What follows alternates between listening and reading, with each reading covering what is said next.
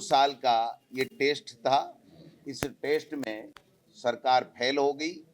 BJP का जो उम्मीदवार था, मुख्यमंत्री 2 बार गए, पूर्व मुख्यमंत्री जी भी वहाँ काफ़ी दिन तक बैठी रही। बीजेपी ने धनबल का प्रयोग भी किया, अपनी मशीनरी का दुरुपयोग भी किया, लेकिन शुरू से लेकर आखिरी तक बीजेपी पिछड़ती रही और मात्र 100-125 वोटों से उन्होंने अपनी इज्जत बचाई है, वरना तो वो तीसरे नंबर चली जाती। ऐसे में ये प्रमाणित हो गया है कि राजस्थान की जनता इन पर्चियों से अपने आप को ठगा-सा महसूस कर रही है। इनकी कोई योजनाएं नहीं है, इनका कोई धरातल पे काम नहीं है, जनता इनसे नाखुश है। और ये प्री टेस्ट था इस 2028 का, और इसके अंदर अंता की जनता ने ये साबित कर दिया कि हम कांग्रेस सरकार की जो योजनाएं थी वो अच्छी थी। भारतीय जनता पार्टी ने 2 साल में आपसी लड़ाई, दिल्ली की हाजिरी, पर्चियों में दम नहीं, ब्यूरोक्रेसी का भ्रष्टाचार, बीजेपी का भ्रष्टाचार, गुजरात मॉडल, गुजरात के लोग यहाँ जो काम कर रहे हैं और सारे के सारे ठेके औने पौने दामों में लेकर के और भ्रष्टाचार की चांदी कूट रहे हैं, उन सब चीज़ों के ऊपर अंता की जनता ने मोहर लगा दी है। ये लोग बात झूठ बोल सकते हैं, बरगला सकते हैं, भ्रमित कर सकते हैं, लेकिन जनता की सेवा नहीं कर सकते हैं। तो कांग्रेस पार्टी के तमाम कार्यकर्ताओं, नेताओं को, जूली साहब मेरे साथ में हैं, आज तमाम लोगों को प्रदेश कांग्रेस कमेटी के अध्यक्ष के नाते मैं धन्यवाद देना चाहता हूं। मेरी अभी हमारे प्रभारी सुखजिंदर रंधावा साहब से बात हुई है, उनको भी हमने बधाई दी है। उनका भी मार्गदर्शन इस उपचुनाव के अंदर बहुत महत्वपूर्ण रहा था। हमारे तमाम सीनियर लीडर, चाहे वो अशोक गहलोत जी हों, चाहे सचिन पायलट जी हों, जूली साहब हों, तमाम लोगों ने जाकर के वहाँ पर एक जो संदेश दिया, कांग्रेस की एकजुटता और कांग्रेस की हमारी नीतियाँ, कांग्रेस का कार्यकर्ता की मेहनत और इस पर्ची सरकार का पूरी तरीके से फेलियर, ये सब मिला करके यहाँ अंता चुनाव हम लगभग 16,000 वोटों से कांग्रेस पार्टी जीती है। 2028 के अंदर 100% कांग्रेस भारी बहुमत के साथ में जीतेगी। इनका पता नहीं चलेगा कि कब इनका मोरिया बोल गया और कब यहाँ चले गए। ये और बाहर बैठकर पूरे इस चुनाव को देख रहे थे, वसुंधरा राजे वहां डेरा डाली हुई थी, बद्रीनाथ जी ने रोड शो किए क्या? देखिए, मंत्रिमंडल पूरा बैठा था, मुख्यमंत्री 2 बार चला गया, पूर्व मुख्यमंत्री वहां बैठी थी, धनबल का भी प्रयोग किया गया, मशीनरी का भी दुरुपयोग किया गया, लेकिन मैं समझता हूं कि कांग्रेस के कार्यकर्ताओं ने बहुत धैर्य रखा। और मीडिया का विशेष रूप से मैं धन्यवाद देना चाहूंगा कि उन्होंने अपनी पारदर्शिता के साथ में, ईमानदारी के साथ में जो वहां घटना घट रही थी उसको राजस्थान की जनता को और अंता के लोगों को दिखाने का काम किया। उससे हम लोग हमारी बात को अच्छी तरीके से रख पाए, हमारी बात को जनता के अंतिम छोर में बैठे हुए व्यक्तियों तक पहुंचा पाए। और निश्चित रूप से देखिए, अब सीएसी नहीं बदला है, बड़ी पर्ची भी बदलेगी, कई पर्चियां भी बदलेगी। और मैं तो चाहता हूं कि जब जनादेश मिला तो 5 साल ये राज करें, लेकिन जो स्थितियां बन रही हैं उसमें हो सकता है कि आपसी फूट की वजह से ये इनका बीजेपी का जो ढांचा है, सरकार है, वो कहीं चरमरा के गिर नहीं जाए। ये भी हम सब लोगों को सोचना पड़ेगा, क्योंकि राजस्थान में जिस प्रकार से वहाँ मंत्रियों को कोई पूछ नहीं रहा था, 2 आदमी इनके मंत्रियों को आ नहीं रहे थे।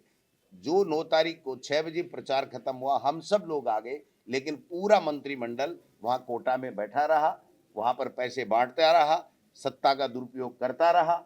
लेकिन जनता माई बाप होती है और जनता ने दिखा दिया कि हमारे लिए कोई मायना नहीं रखता। ये जो पर्चियां निकली, इसके लिए हमने वोट नहीं दिया था। हमने हमारे कल्याण के लिए, हमारी अच्छी योजनाओं के लिए, गरीब के उत्थान के लिए, बच्चों की पढ़ाई के लिए, बेरोजगारों की नौकरी के लिए, किसानों की आमदनी कैसे बढ़े, वो कैसे खुशहाल रहे, इसके लिए वोट दिया था। इसका कोई 2 साल तक कोई काम हुआ नहीं, इसलिए पूरी तरीके से ये पर्ची सरकार फैल हुई है और बीजेपी की जो फूट थी वो उजागर हो गई है। और 120 मायना क्या रखता है, वरना तो इतनी फजीत होती कि ये कैसे बैठते, कैसे ये सरकार चलाते, मेरे समझ से भरे है। एक निर्दलीय ने इनको पीट दिया, इससे ज्यादा इनकी दुर्गति कोई हो नहीं सकती।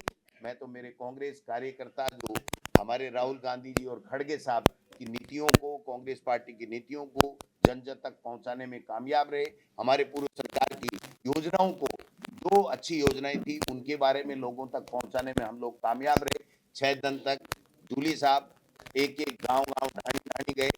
हम लोगों ने जितनी मेहनत कर सकते थे किया, लेकिन अंततः वोट जनता की जनता का था, उन्होंने फैसला कर दिया। इस माहौल में इस तरीके से बीजेपी सत्ता का दुरुपयोग करे, मुख्यमंत्री 2 बार जाए, वहां जाकर के अनर्गल भाषण दे और कई और नेता भी गए, वो सब जाने के बाद में जो दुष्प्रचार उनको करना था, जितना परसेप्शन उन्होंने कांग्रेस प्रत्याशी और कांग्रेस पार्टी का खराब करने के क्षेत्र में, उतना ही वोट हमारा प्रतिशत बढ़ा और जनता में आक्रोश आया कि जो समाज सेवी व्यक्ति आया उसको ये लोग बदनाम कर रहे हैं।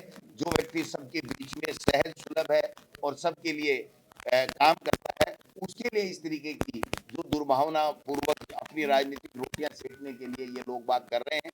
अब मैं समझता हूँ कि शायद बीजेपी को अकल आएगी और दोबारा कोई अपने धनबल से दूसरा डमी कैंडिडेट ला करके अपनी ही पैरों पे कुल्हाड़ी मारने का काम नहीं करेगी। बाकी उनका अपना विवेक है, वो क्या करेंगे। लेकिन राजस्थान की जनता की जनता ने ये साबित कर दिया कि हमें काम चाहिए, हमें विकास चाहिए, हमें लोगों का कल्याण चाहिए, हमें शांति चाहिए, हमें यहाँ पर गुंडागर्दी बदमाशी ये नहीं चाहिए।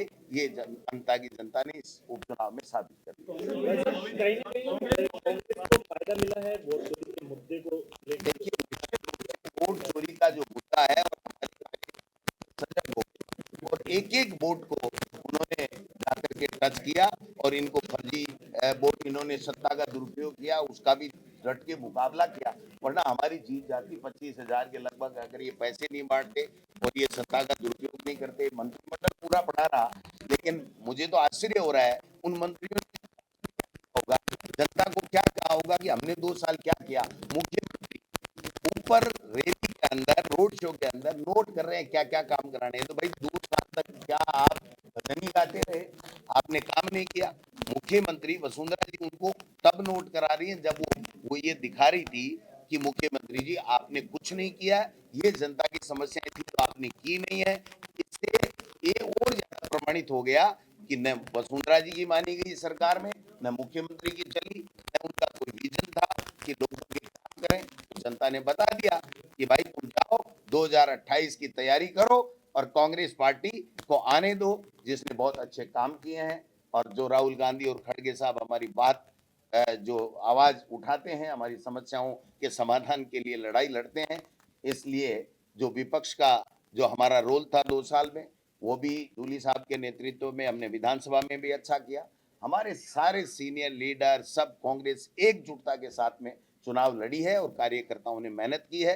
प्रमोद जैन भाई की अच्छी छवि थी और सरकार पूरी तरीके से 100% फेल हो गई है पर्ची सरकार, इसलिए ये परिणाम जो आया। क्या वो चुनाव लड़ रहा था, हमारे फायदे के लिए थोड़ी लड़ रहा था। वो तो 120 वोट अगर और कम हो जाते तो बीजेपी की तो इतनी दुर्गति होती कि वो मुंह दिखाने लायक नहीं रहते।